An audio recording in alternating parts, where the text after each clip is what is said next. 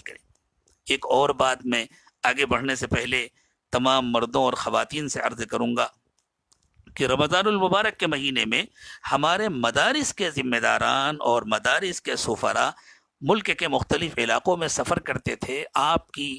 اللہ کے لیے نکالی ہوئی زکوٰۃ اور آپ کے صدقات اور صدقۃ الفطر اور دوسرے صدقات کو جمع کرنے کے لیے، جن کے ذریعے مدارس کا پورے سال کا بجٹ پورا ہوتا ہے۔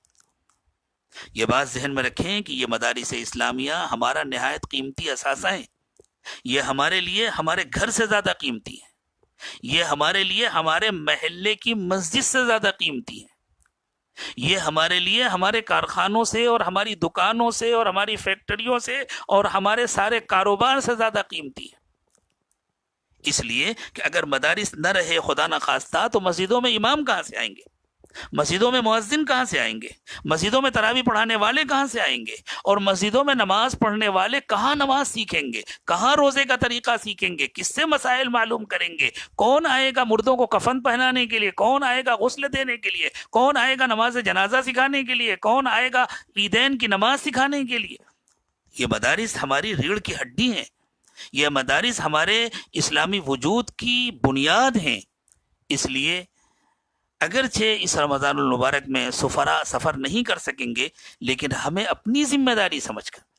جس طرح اس لاک ڈاؤن کے زمانے میں بھی ہم اپنے گھر والوں کا انتظام کر رہے ہیں، ہم اپنی ضرورتیں پوری کر رہے ہیں، ہم محدود وقت میں جا کر کے اپنا سامان خرید رہے ہیں، اسی طرح زکوٰۃ تو اللہ تعالیٰ نے فرض کیا ہے، آپ زکوٰۃ نکالیں، آپ اور صدقات نکالیں اور اپنے پاس محفوظ رکھیں۔ اور جن مدارس کا آپ تعاون کیا کرتے تھے، آپ بازار سے سادے لفافے لے لیں اور ان لفافوں کے اوپر ان مدارس کا نام لکھ لیں اور ان کا تعاون نکال کے رکھ لیں، بلکہ کوشش کریں کہ جتنا کرتے تھے اللہ اگر فضل فرمائے اور اللہ گنجائش دے تو اس سے کچھ بڑھا کر کے وہ تعاون کریں، اور بعد میں جب وہاں کے ذمہ داران آئے تو ان کے حوالے کر دیں، یا ان لوگوں سے رابطہ کر کے اگر ان کا اکاؤنٹ نمبر ہو تو ان کے اکاؤنٹ میں ٹرانسفر کر دیں، لیکن اس کی پوری کوشش کریں کہ مدارس کے چندے میں کمی نہ آنے پائے، اس لیے کہ یہ مدارس ہمارے اسلامی وجود کے لیے ریڑھ کی ہڈی ہے۔ اللہ تعالیٰ ان مدارس کو باقی رکھے۔ انہی مدارس کی برکت ہے کہ آج ہماری زندگیوں میں دین نظر آ رہا ہے، انہی مدارس کی برکت ہے کہ آج جماعتیں چل رہی ہیں، علماء ہیں، حفاظ ہیں، مفتیان کرام ہیں، مسجدیں آباد ہیں، مسجدوں میں ائمہ ہیں، مدرسین ہیں، یہ انہی مدارس اسلامیہ کی برکت ہے۔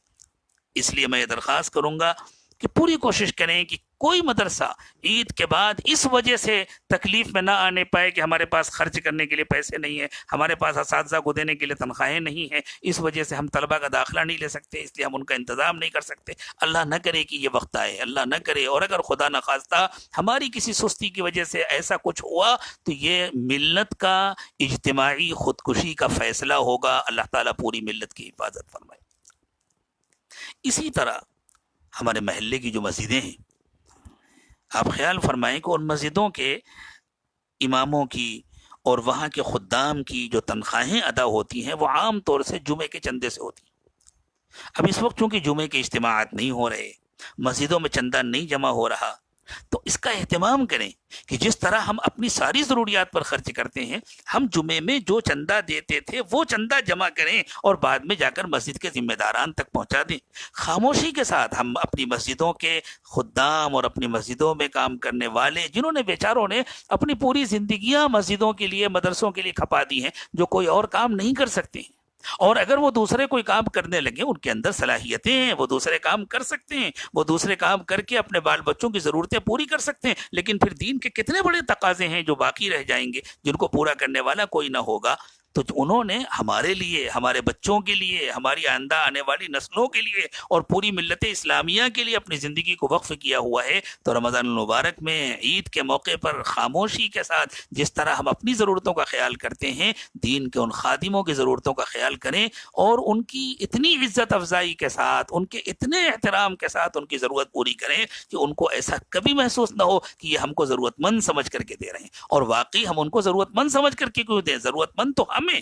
ضرورت تو ہماری پوری ہو رہی ہے، ان کے ذریعے سے اللہ تعالیٰ ہماری اور ہمارے نسلوں کی دینی ضرورتیں پوری کر رہے ہیں، اس لیے ہم ضرورت مند ہیں کہ ہم ان کو، اگر ہم کسی ڈاکٹر کو فیس دیتے ہیں تو ڈاکٹر کو صدقہ سمجھ کر نہیں دیتے، اپنی ضرورت سمجھ کر کے دیتے ہیں کہ ڈاکٹر ہماری خاطر بیٹھا ہے۔ کسی وکیل سے ہم مشورہ لیتے ہیں، اس کو فیس دیتے ہیں تو اپنی ضرورت سمجھ کے دیتے ہیں کہ بھائی یہ وکیل صاحب بیٹھے ہوئے ہیں ہم کو مشورہ دینے کے لیے، ہم کو قانون بتلا رہے ہیں۔ اسی طرح یہ جو دین کے خدام ہیں یہ ضرورت مند نہیں ہے کہ ہم ان کی مدد کریں، ہم ضرورت مند ہیں کہ ہم ان کی خدمت کریں تاکہ وہ دل جمعی کے ساتھ دین کی خدمت میں لگے رہیں۔